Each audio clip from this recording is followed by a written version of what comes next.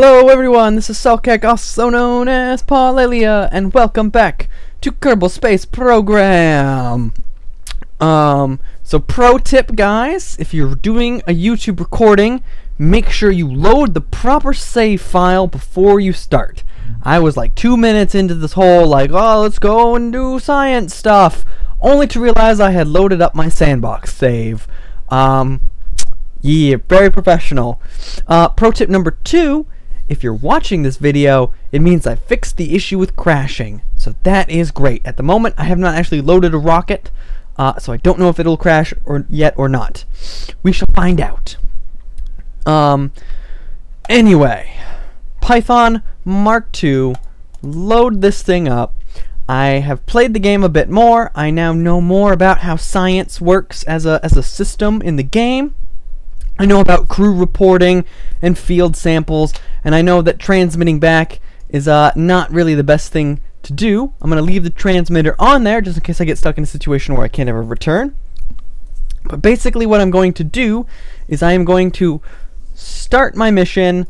I'm going to gather up all of the science I can from space and from whatnot, and we're going to see what happens. So who do we got crew-wise? Let's not use Jebediah. Jebediah needs a break. He's been on some missions as well. I think we were going to use Durnwell, if I remember correctly. Durnwell Kerman. But we shall see. We shall see. I need a quick refresher. What are my action groups here? Custom 2 is Observe Mystery Goo. Yep, okay. Alright, so the Mystery Goo, I can just click on it. So that doesn't matter. Let us launch. Launch. Please don't crash. Launchy. Oh. I got text. Oh, okay, we're not crashing.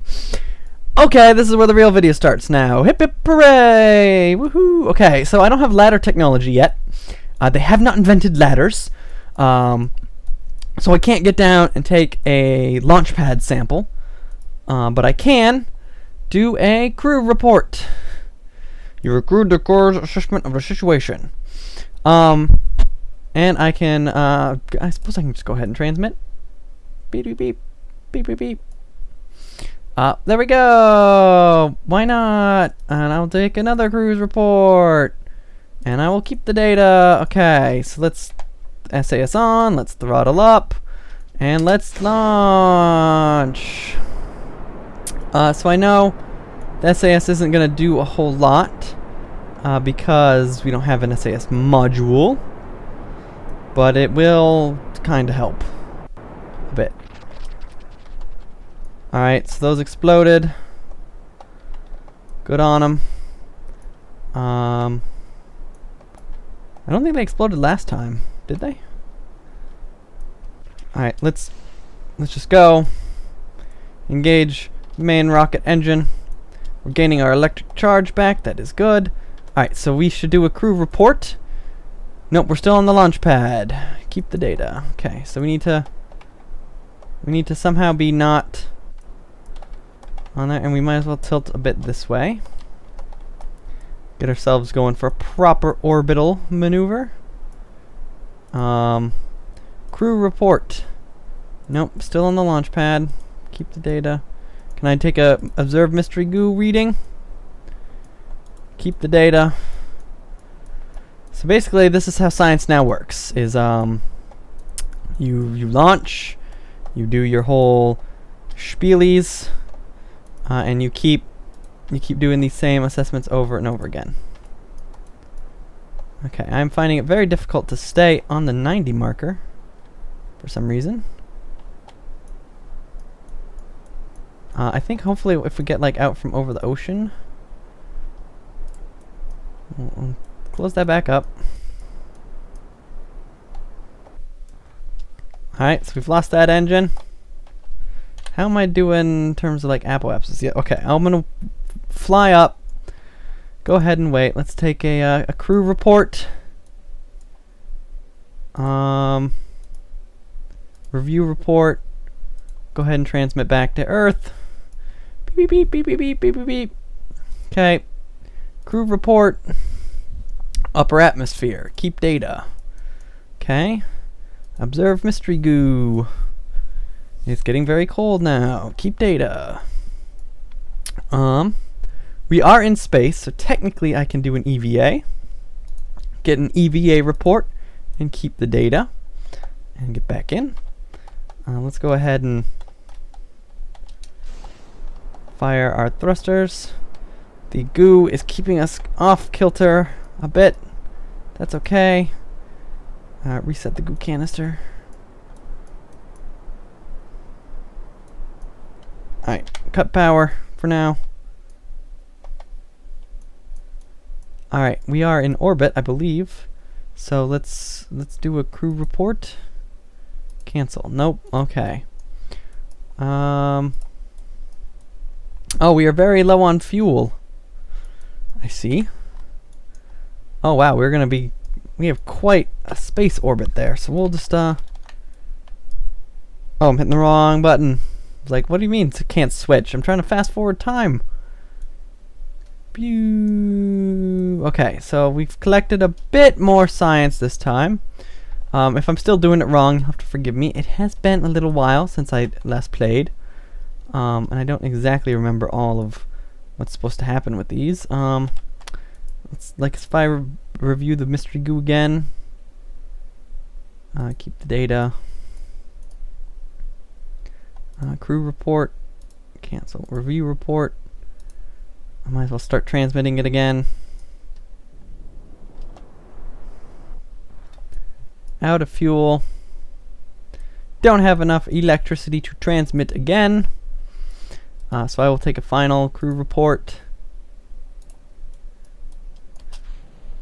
Go ahead and launch that off. And I will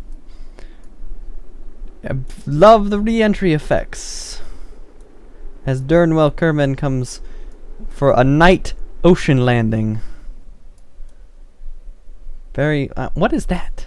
Is that like is the mun reflecting? Maybe. Munlight? Reflected munlight? Is that a thing? I don't even know. I don't even know. Alright, so we can finally start seeing water textures. Go ahead and deploy the chute.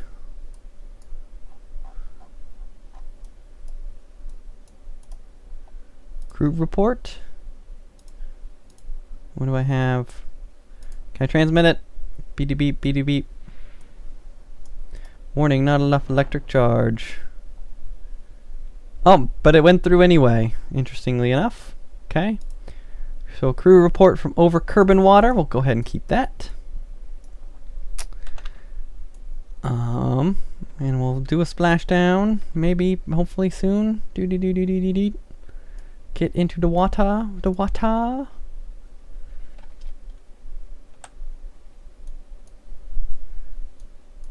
Okay, that was probably a bad idea pushing the buttons because it made me use up some of my precious electricity. Okay, so I will, let's see if I can do an EVA. Yep, okay. Take sample from surface, keep data. EVA report, keep data. Store the experiments. Uh-oh. I'm trying to trigger a boarding operation here. We may be in trouble.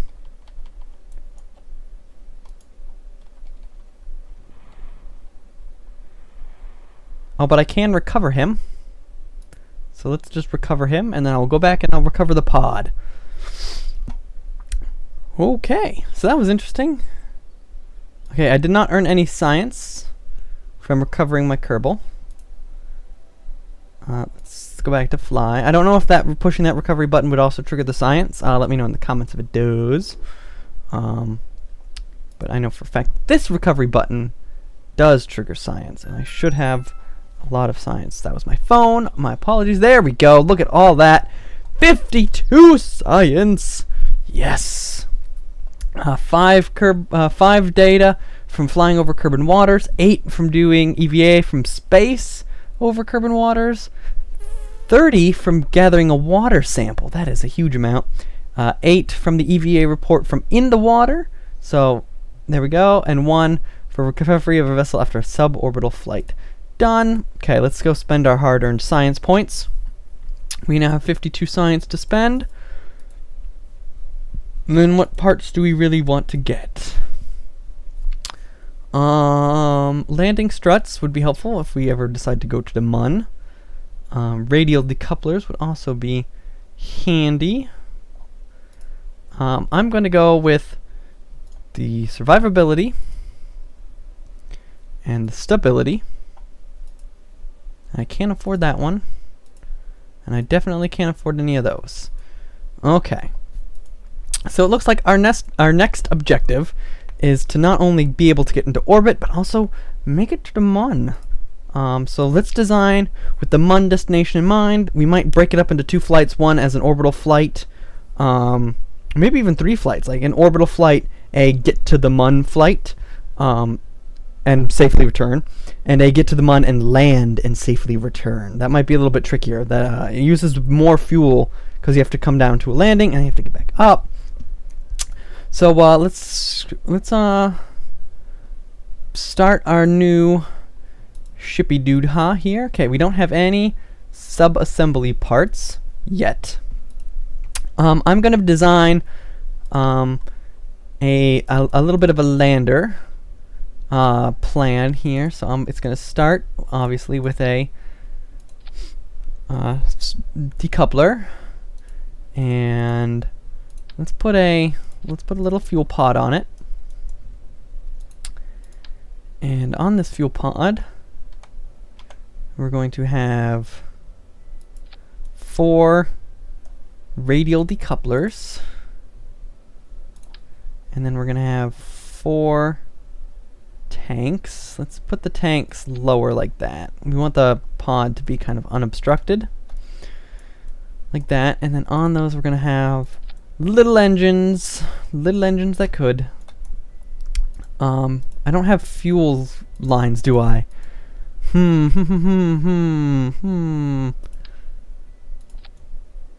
I will do that.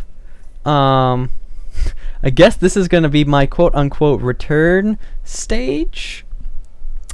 Possibly. So let's see how I have this laid out. So those will fire. Yeah, okay. I do want to kind of separate this out a bit more, though, so that I can detach those without triggering that engine. Alright, so let me pop a parachute. Pop a parachute on there, and I'm going to put some landing struts, like so, onto this lovely creature here. Why can I not, like, get it exactly right? Okay, that's close enough, I think. Okay, dokie. So I believe that is all I'm going to be doing for my lander. I'm doing air quotes in real life, but I don't have a face cam, so you can't see that. But they are there. Lander. Now then, in order to keep things balanced, I think I'm going to squeeze on 2 of these. Like that, just because I need that balance so that things don't go all wibbly wobbly. Wibbly wobbly, and since I don't, I'm like really torn on whether or not I actually need to communicate back to the planet, but I will stick it there so that it is not on my landing pod, so that I stop having the rolling around in the water issues. Okay, so that is that. I'm going to go to my subassembly page. I'm going to grab a copy of this. I don't want to grab it. Well, I guess you could, technically. And I'm going to drop it here. And I'm going to name this 1M Python Lander Mark 1. Description: 5 small engines, landing legs, and science parts. Save. So here we go. You can delete your sub-assemblies, but I've got the 1 meter Python Lander Mark 1 to go with the fact that if I pop this open, I've got my Pythons in here. So I'm going to go ahead and name this what it is. The Python Mark 3. But there's more to come. So let's go ahead and do a bit more building wise. I'm going to save this and then pop over to the Python Mark II. Look at that. Python Mark II is 17 parts. Python Mark III is already up to 24, and we've just built the little lander at the top. Okay. So I'm going to kind of look at how I designed this. This got to orbit. I mean, it got into space. If I had done like orbital planning, I might have been able to put it into orbit. Probably wouldn't have been able to bring it back down, which is why I didn't really want to attempt it.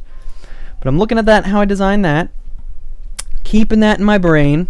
Now that I've got radial decouplers, I can do a lot more fancy things with that. And so let's get to work. Let's put that there. And now let's do fuel. Fuel. No, just the 2 fuels. Let's not be greedy. And an engine. Okay. And so that'll be the orbital stability transfer to the MUN stage. So this is what actually lands on the MUN and returns back if we can. This is okay, we've gotten up into space. Let's put ourselves in orbit around the planet and make our trajectory and burn to the MUN, and then we can ditch this in MUN orbit. Odds willing. This is not. I don't have like notes I didn't plan or anything. I'm winging it, guys. You know me. I wing it. So under this, we're also gonna have 2 more. It's okay. We don't have struts yet either, which means we can't like do radial and then put a bunch of things on it. So I'm gonna go with 3. I'm gonna lift the whole thing up. Engine. Engine. Radial. 4 of those. Bad boy. Maybe I should do more than 4. Can I fit more than 4? Will it let me? I can. Oh my god. That is a beast of a rocket. Okay. I am gonna pull this way down though. Try to get it as low as I can. And then put these on as low as I can because I need them for launch stability. I think it's good. We'll go with it. Maybe I can put them a little lower on the things. I can't really get my camera low enough, but I'm gonna go with it's okay. So the bank, Bosch. This is incorrect.